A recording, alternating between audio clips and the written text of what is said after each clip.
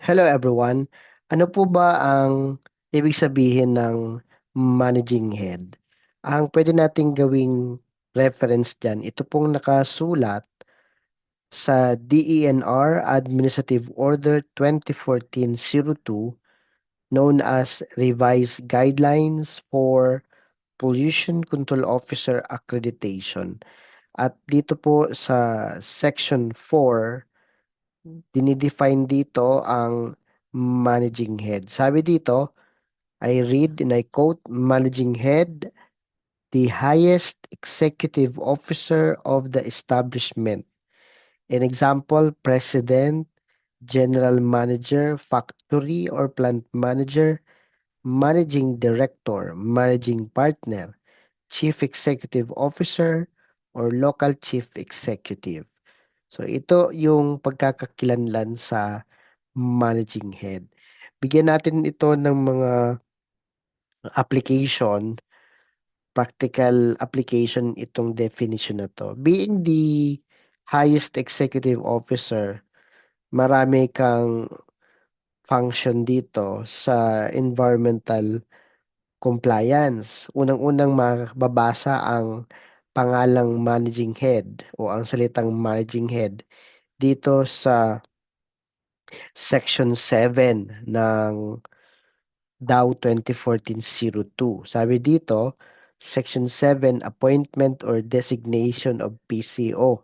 The managing head of establishments, LGUs,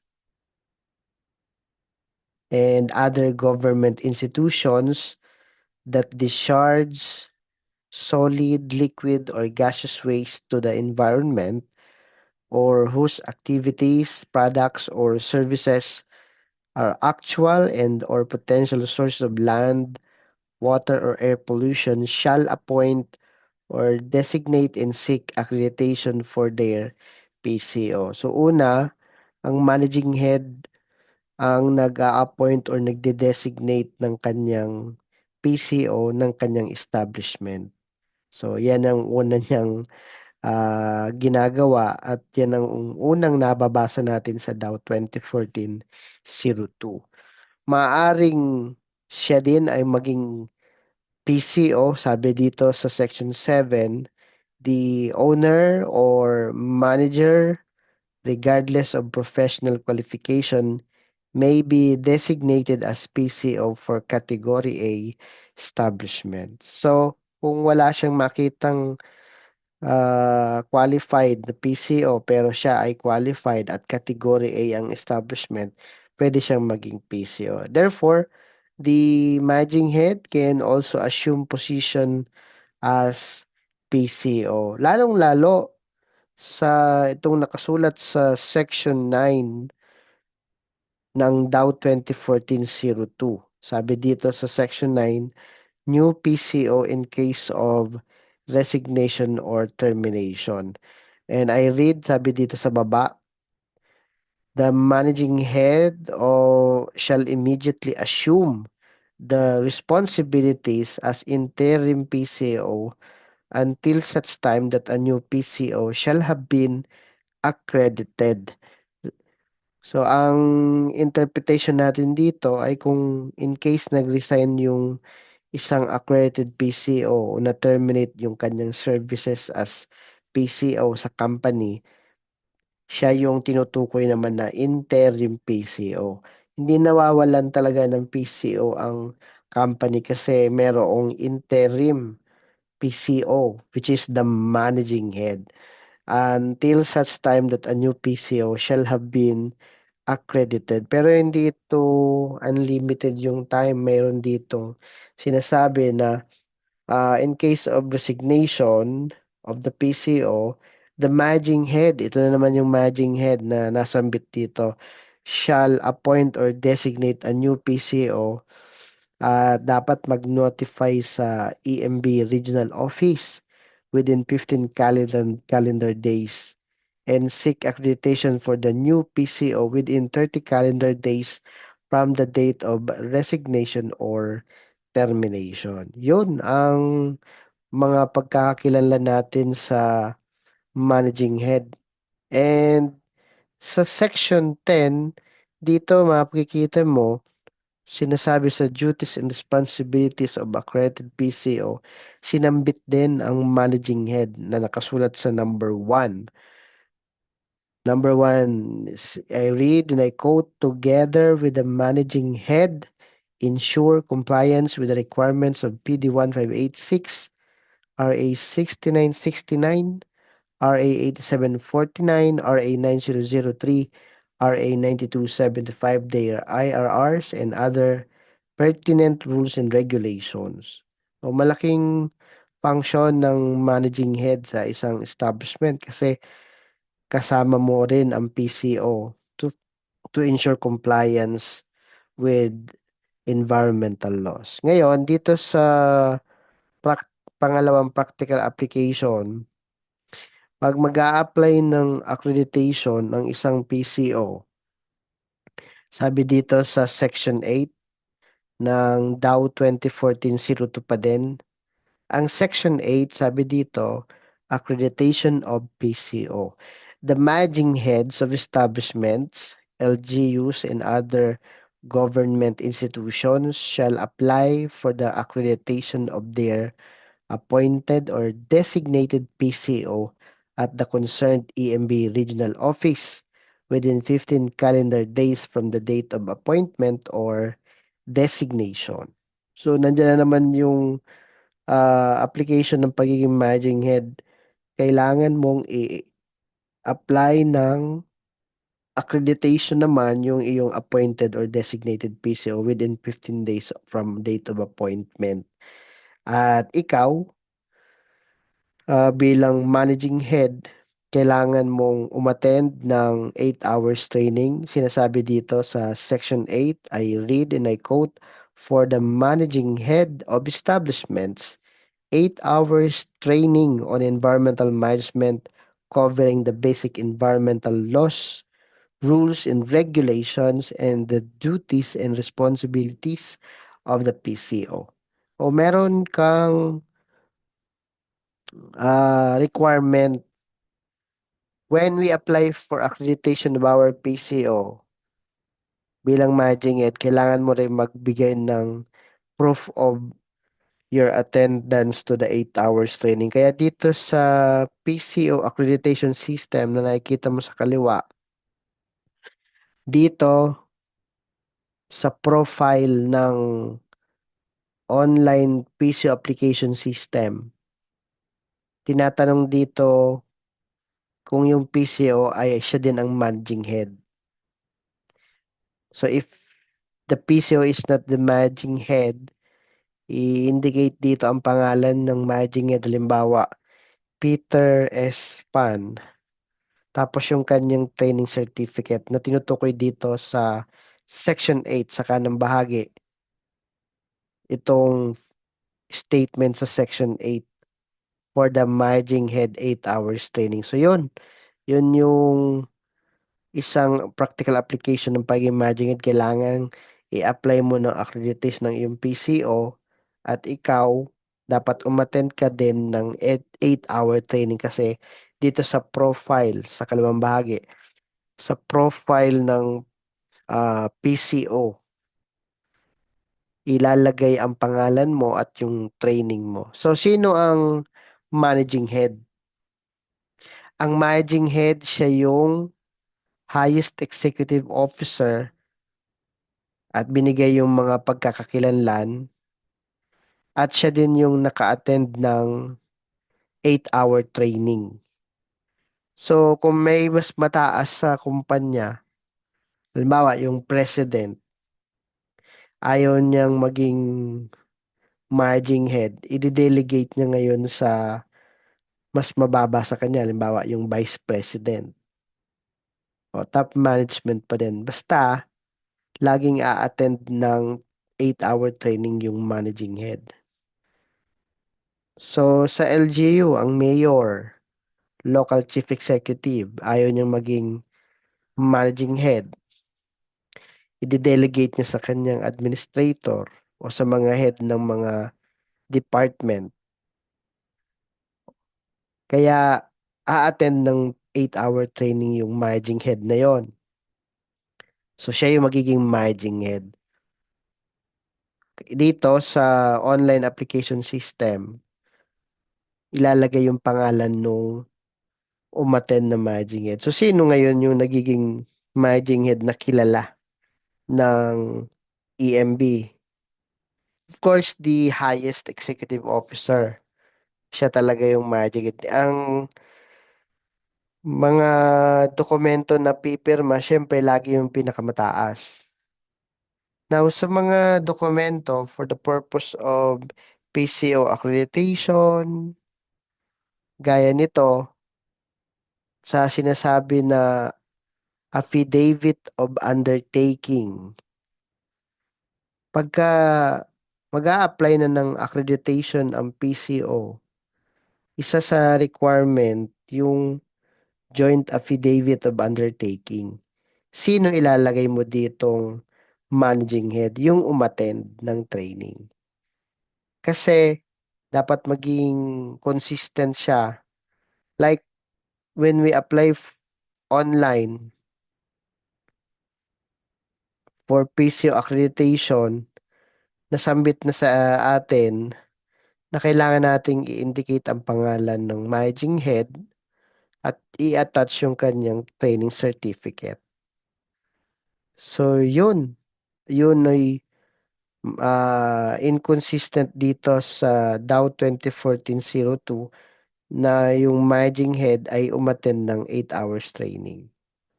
So siya yung mag ah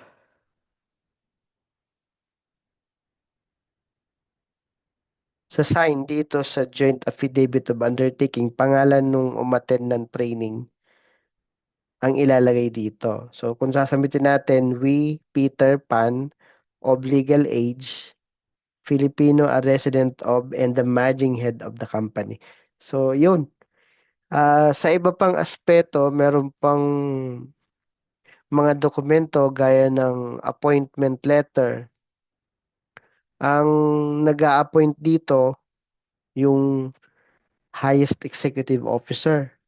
Prerogative niya na siya ang mag-appoint kung sino magiging PCO. At the same time, kung sino magiging managing head. Pwede ba dito mag-appoint yung umattend ng training? Well, kung siya nga ang highest executive officer, siya yung may prerogative nung pag-appoint ng PCO na nakasulat dito sa Section 7, Appointment or Designation of the PCO. Kung in-appoint ka bilang managing head, pero may mas mataas pa sa'yo, ang nag-a-appoint talaga lagi yung pinakamataas. So ano pa mga dokumento ang pinipirmahan ng managing head maliban sa joint affidavit of undertaking, appointment letter as PCO? Meron pa yung ating affidavit of commitment na sinasubmit natin ito pagka magre-renew ng accreditation at kung merong violation after 3 years. So nakapirma dyan ang PCO at the same time managing heads sa joint affidavit of commitment. So sino yung pwedeng pumirma dito? Yun ba laging nasa taas? Once we have established kung sino ang managing head, siya na yung pipirma sa lahat ng dokumento. So gaya nung kanina sa joint affidavit of undertaking, kung sino yung naka-attend ng 8-hour training for managing head, pwedeng siya na ang pumirma sa joint affidavit of commitment din dahil ito ay for the purpose of PCO accreditation. Doon lang maaring magkaroon ng pagkakaiba sa appointment letter kasi dito ang nag-a-appoint talaga lagi yung pinakamataas sa company. Sa mga letter of request like yung sinasabing kailangan mong mag-apply ng DNR ID o ikaw yung nakapirma dyan bilang managing head na ng PCO kahit hindi na yung pinakamataas. Pero laging generic natin yung ang managing head, the highest executive officer, siya talaga ang pero may prerogative mag-sign ng lahat ng documents. Ngayon, kung na-delegate na sa iyo ang position bilang managing head na may mas mataas sa iyo, pwede ka na dyan mag-sign dahil kaya nga dinidelegate sa iyo dahil may mga equally important uh, activity na yung highest executive officer. So for environmental communications, letters, pwedeng yung naka-attend ng MH training, siya na yung maging signatory. Unless sa procedure, hindi na-allow yung mga delegated lang. Example, yung mga memorandum of agreement. When we apply for permit to transport of our hazardous waste, i-attach mo ang memorandum of agreement. Sino ba ang nakapirma sa memorandum of agreement? Laging yung pinakamataas. Dahil agreement na yan with the company who represent the company. Okay? So, yung mga umattend ng MH trainings na nakalagay sa Section 8 for the managing head of establishments, 8 hours training on environmental management covering basic environmental laws, rules, and regulations, and the duties and responsibilities of the PCO. Nagkakaroon ka ngayon ng authority sa pag-sign ng mga documents kung ikaw yung umattend ng MH training. Pagka tinanong kung sino ang managing head, the correct answer is the highest executive officer. So pagdating sa signature ng mga documents, siyempre laging siya. Siya yun. But kung i-delegate sa'yo ang position ng managing head, nagkakaroon ka ng authority sa pag-sign ng mga documents relevant sa PCO accreditation unless specified talaga na hindi pwedeng pumirma ka sa ganyan dokumento. Gaya na nasabi ko natin kanina yung memorandum of agreement sa mga ganyan laging yung pinakamataas na. Okay? Marami pa mga documents na pwedeng pirmahan ng na-delegate na managing head. So managing head pa rin yun, gaya nitong affidavit, attesting to the truth, accuracy, and genuineness of the information, yung mga documents attached sa hazardous waste generator registration. O mga affidavit, pwede na dyan yung umattend ng MH training. Kasi sa kanya na nga dinelegate no, mga affidavit na yan. Unless sasabihin ng taas hindi, sa ano yan, pinakamataas na yan. Basta, nakapirma dito sa affidavit attesting to the truth, accuracy ay laging ang managing head. Okay po. So, sa managing head, base sa dito sa Dow 2014-02, siya ang magiging interim PCO pag nag-resign na ang managing head. At siya ang magpe-perform ng Section 10, 21 duties and responsibilities. Although kung hindi naman nag-resign yung accredited PCO, okay, ano lang siya, mag-oversee, mag-supervise doon sa PCO. Dahil together with the managing head pa din naman ang unang statement sa Section 10, Duties and Responsibilities of PCO. Okay, so I hope we have learned something about the managing head of the establishment. At kung meron kayong tanong, mas maganda matanong natin ang EMB, Environmental Management Bureau Regional Office kasi sila ang nag-i-implement ng Dow 2014-02. So, if you think nakatulong sa iyo ang video na ito, please like and share this video. And if you have question, just type it below at try nating sagutin yan with legal reference. At marami pa tayong pwedeng pag-usapan. You can just type it below kung may gusto kayong topic na i-discuss. Thank you very much everyone for time listening and God bless us all.